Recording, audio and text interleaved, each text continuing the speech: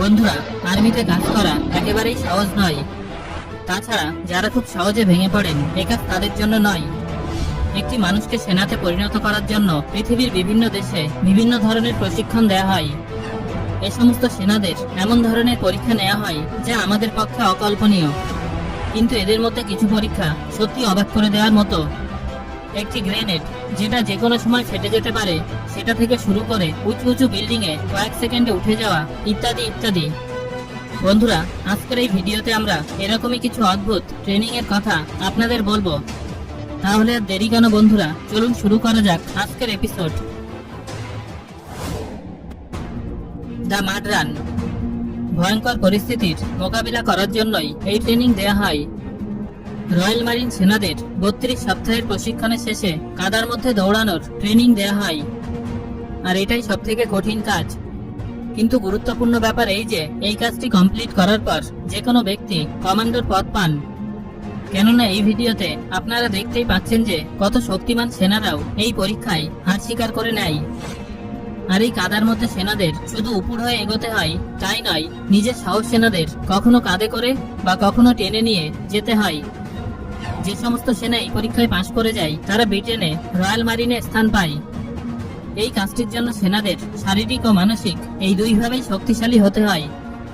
Captain Ben chapel, যিনি বহুদিন ধরে সেনাদের এই প্রশিক্ষণ দিচ্ছেন, তিনি জানিয়েছেন এই পরীক্ষাটির পর সেনাদের মন ও মগজ দুটোতেই শক্তি বৃদ্ধি হয়। মাত্র 45 মিনিটের মধ্যে সেনাদের এই রেসটি শেষ করতে হয়। এই কাদা এতটাই মোটা হয় যে তাতে দাঁড়িয়ে থাকাই বেশ কঠিন, আর একটি পুরো টিমকে নিয়ে কাজ করা আরো মুশকিল। এই পরীক্ষায় শুধু সেনাদের শরীর মজবুত হয় তাই নয়, তাদের কোনো তাৎক্ষণিক সিদ্ধান্ত নেয়ার ক্ষমতাও তৈরি হয়। Cold water training. বন্ধুরা, আপনারা নিশ্চয়ই শুনেছেন যে এমন কিছু মানুষ আছেন যারা শীতের মধ্যেও ঠান্ডা জলে স্নান করেন। নিঃসন্দেহে তাদের শরীর এমনভাবেই তৈরি যাতে তারা ঠান্ডা জলের তীব্রতা সহ্য করতে পারেন। আবার নিজেদের মনোবল বাড়ানোর জন্য অনেকে বরফ জলে স্নান করেন। কিন্তু আমেরিকা যুক্তরাষ্ট্রের মিলিটারি এই ব্যাপারটিকে আরো এক ধাপ এগিয়ে নিয়ে গেছেন। এরা বরফ জলে দাঁড়িয়ে থাকেন, আর এদের কাজ হলো বরফ জলে শীতলতার তীব্রতা সহ্য করা। এই সেনারা যে জলে নামেন তার উষ্ণতা 15 ডিগ্রি সেলসিয়াস। এখন আপনারা নিশ্চয়ই ভাবছেন যে জল একবারই ঠান্ডা লাগে, তারপর ধীরে ধীরে শরীর তা সহ্য করে নেয়। কিন্তু এক্ষেত্রে সেনাদের বরফের মধ্যে গর্ত করে সেই জলে নামতে হয়, তারপর ভিজে পোশাকেই 8 মাইল দৌড়ে আবার জলে নামতে হয়। এই পরীক্ষা শেষ হওয়ার পর তাদের টিম নিয়ে কাজ করতে হয়। একটি বোটকে মাথায় তুলে তাদের ঢেউয়ের সামনে দাঁড়াতে হয় ও তার মোকাবিলা করতে হয়। এবার নিশ্চয়ই বুঝতে পারছেন পরীক্ষাটি কেমন। Hot potato. 2012 সালে চীনের একটি ভিডিও ভাইরাল হয়।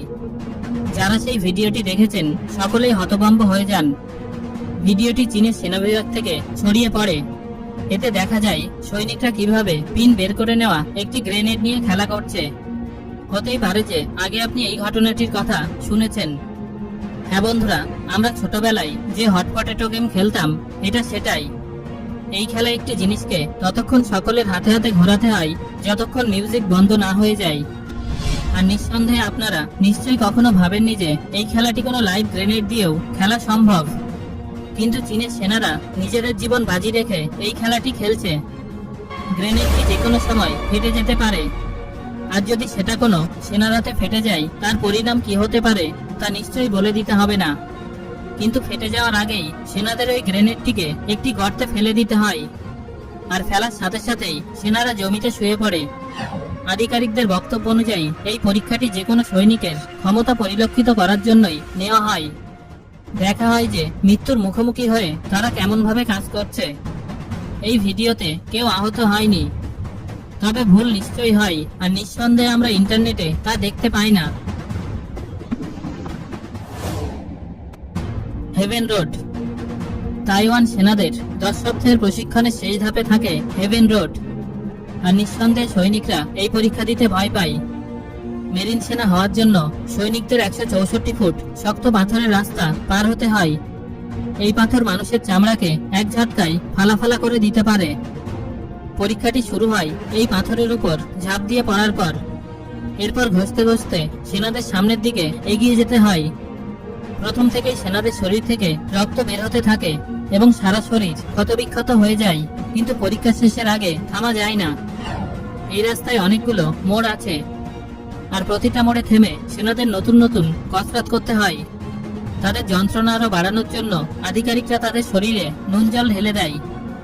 একবার ভেবে দেখুন, সামান্য কেটে গেলেই আমরা কত ব্যথা পাই, আর সেই আঘাতে নুন লাগিয়ে দিলে কেমন লাগবে। পাশে দাঁড়ানো সেনাদের পরিবার তাদের উৎসাহ দিতে থাকে, আর এই পরীক্ষা সম্পূর্ণ হওয়ার পর তাইওয়ানের সবথেকে শক্তিশালী সেনা দলে তারা স্থান পায়। কোবরা ব্লাড এই প্রশিক্ষণটি ইন্দো প্যাসিফিক অঞ্চলে হওয়া সবথেকে গুরুত্বপূর্ণ ট্রেনিংগুলোর মধ্যে একটি। হ্যাঁ বন্ধুরা, এই পরীক্ষায় ইউএস এর মিলিটারি দল জীবন্ত কোবরা সাপ মেরে তার রক্ত পান করে। এটা খুবই কঠিন একটি পরীক্ষা। এখানে কয়েকটি দেশের সেনারা একসঙ্গে শুটিং প্র্যাকটিস করে, একসাথে যুদ্ধাভ্যাস করে, কিন্তু তাদের একটা জিনিসেরই অপেক্ষা থাকে, আর তা হলো জঙ্গল সার্ভাইভ ট্রেনিং, যেখানে থাই কমান্ডোরা ইউএস সেনাদের কোনো কিছু সাহায্য ছাড়া জঙ্গলে বেঁচে থাকার কথা বোঝায়। এই পরীক্ষায় সেনারা গাছপালা, কীটপতঙ্গ প্রভৃতি খায়, আর কোবরা সাপও এই খাবারের তালিকায় থাকে। আপনারা জানেন যে জঙ্গলে খাবার মতো অনেক গাছপালা আছে, কিন্তু যদি এ সমস্ত খাবার না থাকে তখন কি হবে? তখন এই সেনাদের জঙ্গলের প্রাণী মেরে খেতে হয়, আর এই প্রাণীদের মধ্যে থাকে কোবরা সাপ। আর এই কাজে থাই কমান্ডোদের উচ্চপদস্থ বলে মনে করা হয়। তারা জীবন্ত সাপের রক্ত পান করতে কখনো ভয় পায় না। তারা মনে করে এটা তাদের বেঁচে থাকতে সাহায্য করে। এই ভিডিওটা দেখুন কিভাবে আমেরিকান সেনাদের সাপের রক্ত পান করানো হচ্ছে। যারা ভীতু, এটা তাদের জন্য নয়। অনেক সময় অনেক সাহসী সেনারাও এই কাজ করতে পারেন না। এই কাজ করতে করতে সেনাদের চোখ আপনা আপনি বন্ধ হয়ে আসে। কোনোভাবে তাদের নিজেদের সামর্থ্য প্রমাণ করতে হয়। আর যে সমস্ত সেনা এই সাপের রক্ত পান করেছে তাদের মতে এটা স্বাদ মাছের মতো। তো বন্ধুরা, আজ আমরা আপনাদের 5টি অদ্ভুত ও ভয়ঙ্কর সেনা প্রশিক্ষণের কথা বললাম। এর মধ্যে কোন প্রশিক্ষণটি দেখে আপনি সবথেকে বেশি অবাক হলেন সেটা আমাকে কমেন্ট করে জানান। আর ভিডিওটি ভালো লাগলে একটা লাইক করুন এবং বন্ধুদের সাথে শেয়ার করুন।